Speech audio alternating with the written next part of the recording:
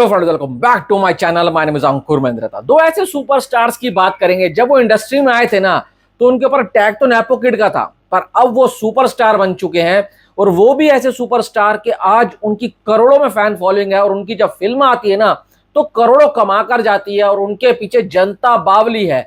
अगर वो सिर्फ और सिर्फ भाई साहब पीछे बैक के जरिए या अपने बाप दादा के नाम खानदान के जरिए आते ना, तो इतना लंबा कभी ना टिक पाते। अगर वो इस इंडस्ट्री के अंदर इतने लंबे टिके हैं ना, तो कहीं ना कहीं कुछ तो उनमें बात होगी, कुछ तो ऐसा टैलेंट होगा जो पब्लिक उनको इतना प्यार करती है। तो आप बस मैं अपनी उनकी उनकी फिल्में बताऊंगा आपको, उसके बाद आप बताना आपका फेवरेट कौन है, और इन दोनों में से कौन सबसे ज्यादा दमदार है, कौन सबसे ज्यादा अच्छी एक्टिंग करता है, और किसका आगे फ्यूचर ब्राइट है, और बॉलीवुड को कौन आगे ज्यादा लेकर जा सकता है। तो चलो शुरू करते हैं।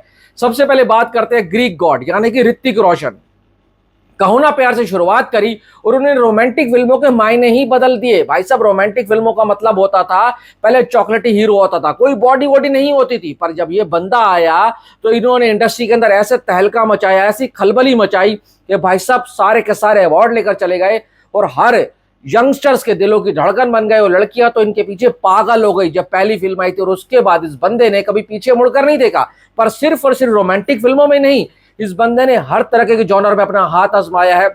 मैं कुछ अपनी फेवरेट्स की बात करूंगा, जो ऋतिक रोशन ने अपनी परफॉर्मेंस है ना, उन फिल्मों की वो कलेक्शंस को लिफ्ट अप किया, और उन अपनी परफॉर्मेंस से उन फिल्मों को और जानदार बनाया। उन देखो, गुजारिश आई संजय लीला भंसाली के साथ, भले फिल्म बॉक्स ऑफिस पर नहीं चल पाई थी, पर सच बताऊं तो वो फिल्म इतनी सॉलिड थी, इतनी सॉलिड थी, पब्लिक ने उस फिल्म को एक्सेप्ट नहीं करा। ना ही पब्लिक को उस वक्त के ऊपर ऐसी फिल्म चाहिए थी। उस फिल्म का टाइमिंग खराब था। पर एक बात कहना चाहूंगा, उस फिल्म के अंदर जो ऋतिक रोशन की एक्टिंग थी ना, वो बाप लेवल की थी। उस एज के अंदर वो बंदा वो परफॉर्मेंस देकर गया था कि अच्छे अच्छे बड़े बड़े सुपरस्टार को हिलाकर चला गया था। मिशन कश्मीर, संजू बाबा के सामने उस एज में ये बंदा खड़ा हुआ, ना ही सिर्फ खड़ा हुआ, संजू बाबा के ऊपर भारी पड़ा। ये ऋतिक रोशन की पहचान थी।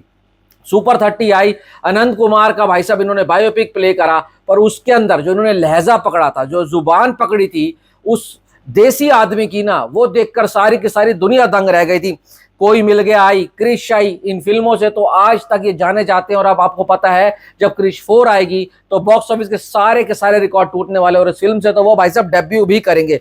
धूम आती है, कौन मैन क्या होता है, कितनी स्टाइलिश फिल्में बनाई जा सकती हैं, वहां पर ऋतिक रोशन ने एक छोटा सा मुजाहरा दिखाया था, और आज तक की ऋतिक रोशन की one of the best film मानी जाती है लक्ष्य, माय ऑल टाइम फेवरेट। इस फिल्म को मैं कभी नहीं भूल सकता हूं।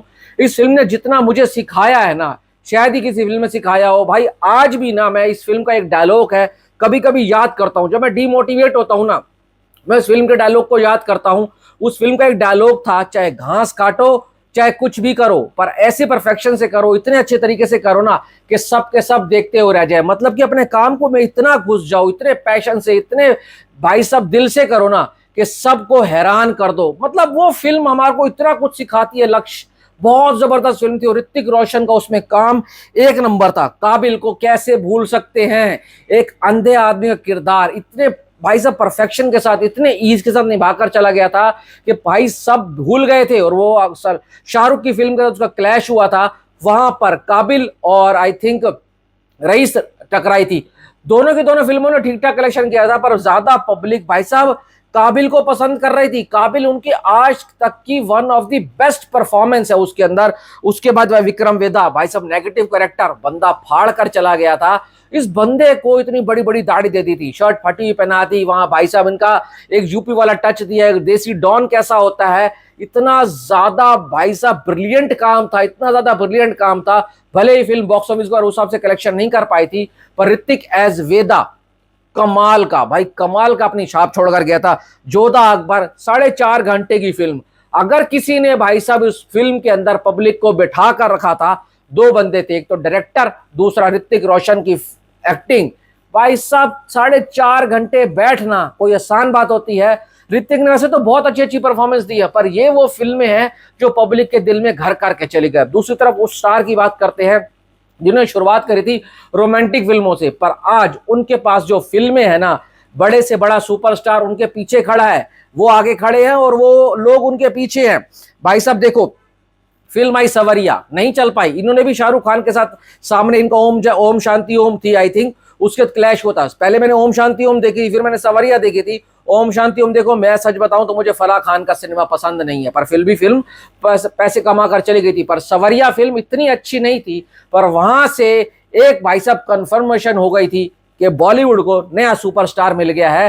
और उसके बाद जो इन्होंने भाई साहब पीछे मुड़कर नहीं थे, वेकअप सिड करी, रॉकेट सिंह करी, राजनीति में तो इसने इस उम्र में इतनी मैच्योर एक्टिंग दिखाई, इतनी मैच्योर एक्टिंग दिखाई कि भाई साहब वहां पर अजय देवगन, मनोज वाजपेयी, अर्जुन रामपाल, बड़े से बड़े एक्टर के आगे इस बंदे ने अपनी छाप छोड़ी थी। यार जो अजय देवगन के सामने अपनी पहचान छोड़कर चला गया था, तो वो छोटा एक्टर कैसे हो सकता है। पर जब बर्फी आई, इसने इंडस्ट्री के लोगों को दिखा दिया कि भाई साहब एक्टिंग करनी है या एक्टिंग को अलग तरीके से जीना है, किसी कैरेक्टर के अंदर घुसना है ना, तो कैसे काम किया जाता है। 120 करोड़ का धंधा किया था, पर उसके अंदर इस बंदे की परफॉर्मेंस थी, इतनी फ्लॉलेस थी, इतनी फ्लॉलेस थी कि भाई साहब सारी दुनिया देखती रह गई थी। जग्गा जासूस एक बैड पब्लिक प्रमोशन का कैसे फिल्म शिकार होती है, एक बुरी रिलीज अच्छी फिल्म को कैसे बर्बाद कर देती है ना, जग्गा जासूस उसका जीता जागता उदाहरण है।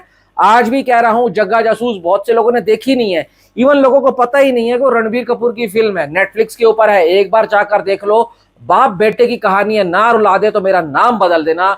इस बंदे ने, लोग एक्शन कर रहे थे, लोग मास कर रहे थे, जो इसकी शक्ल है ना रणबीर कपूर की, एक चॉकलेटी बॉय वाली है, पर इस बंदे ने अपनी शक्ल नहीं, उसके अगेंस्ट, उसके विपरीत जाकर काम करा।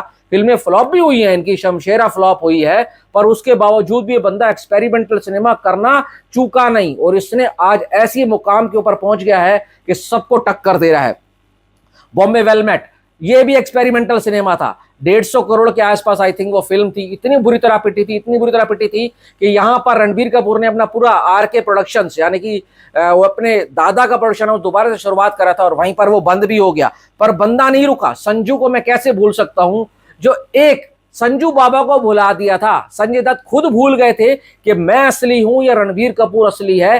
भाई साहब शीशे में उतार दिया था बंदे ने। और अब इनका लाइनअप आप देख लो, एनिमल, यार एनिमल तो भाई पूरी दुनिया की फेवरेट है, और उस एनिमल के अंदर बाप बेटे की जो कहानी दिखाई, और बेटे का जो सनकीपन, पागलपन, दीवानापन, बाप के लिए भाई साहब एक किसी भी हद तक उतर जाने वाला कैरेक्टर, उसके अंदर ऐसा घुसा, वो आज तक फिल्म ट्रेंड करती है, उसके गाने आज तक छाए हुए हैं। उसका श्रेय सिर्फ और सिर्फ रणबीर कपूर को नहीं जाता, उसके डायरेक्टर को भी जाता है। पर उसी चीजों के बाद इस बंदे का लाइनअप इतना स्ट्रांग हुआ। आप देखो, रामायण का कल ग्लिम्स आना है और लोग इतना वेट कर रहे हैं, Ramayan Part 1, Part 2, Love and War, भाई साहब एनिमल 2 आनी है, एनिमल 3 आनी है, भाई साहब धूम 4 आनी है। बंदे के पास 28-29 तक इतना काम है जो अभी इस लेवल के ऊपर है, और सारी इतनी बड़ी बड़ी फिल्में हैं, पिटना तो भूल जाओ, 1000 करोड़ से कम वाली कोई फिल्म लगती नहीं है।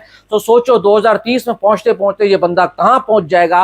और वहीं दूसरी तरफ ऋतिक रोशन भी अब जाकर सीरियस हुए हैं, नहीं तो ऋतिक रोशन अगर आज से 5 साल पहले सीरियस हो जाते अपने भाई साहब एक्टिंग को लेकर और अपने सिनेमा करियर को लेकर ना, तो आज ये वहां पर होते जहां शाहरुख खान बैठे हुए हैं। पर फिर भी कहना चाहूंगा कि बॉलीवुड को कोई आगे लेकर जाएगा, शाहरुख, आमिर, सलमान या अजय, अक्षय के बाद, और लेकर जा भी रहा है। इन्होंने उस राह के ऊपर कदम रख दिया है, मैं तो ये कहूंगा कदम नहीं रखा, उस राह में बहुत आगे बढ़ चुके हैं। तो ये वो 2 सुपरस्टार है जो बॉलीवुड को पूरे वर्ल्ड में नाम दिलाएंगे, पूरे वर्ल्ड में पहचान दिलाएंगे। और इसके बाद अगर बॉलीवुड से कोई एक एक्टर निकल कर आ सकता है, तो मैंने वो 10 बार बोला है, और कभी मौका मिलेगा तो 100 बार ही बोलूंगा, वो तीसरा बंदा है विक्की कौशल। उसके पास टैलेंट भरपूर है, भरमार है वो बंदा, उसको भी पास बहुत तगड़े तगड़े प्रोजेक्ट है। पर एज ऑफ नाउ ऋतिक और रणबीर का मुकाबला कोई नहीं कर सकता। आपकी क्या राय जरूर बताना। Thanks for watching.